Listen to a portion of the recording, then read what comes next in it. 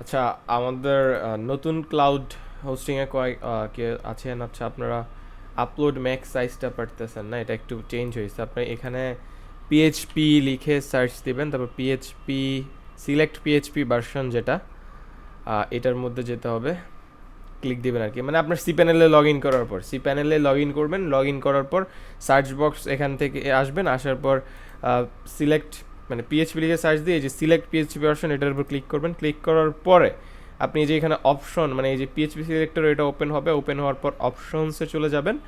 অপশনসে যাওয়ার পর এখানে এই যে নেটিভ 8.2 আছে, এটাকে আপনি 8.3 বা 8.4 করতে পারেন। 8.4 হচ্ছে সবচেয়ে লেটেস্ট।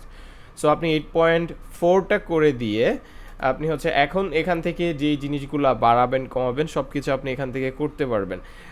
আমরা অনেক সময় দেখবেন কিছু থিমের জন্য হচ্ছে বিভিন্ন জিনিস এগুলো কমাইতে বাড়াইতে হয়, সো আপনি এখান থেকে কিন্তু ইজিলি পারবেন। আর মেইন যেটা আমাদের এই যে upload max file size, so এটাকে আপনি 2 থেকে সাপোজ আপনার হচ্ছে 32 প্রয়োজন, তো আপনি এটাকে 32 করে দেন। 32 করার পরে যে এখানে অ্যাপ্লাইতে ক্লিক করে দেন। অ্যাপ্লাই করার পর এখানে দেখতে পাচ্ছেন সাকসেস নামে একটা অপশন দেখাচ্ছে এবং 8.4 এর পাশে কারেন্ট লেখাটা চলে আসছে।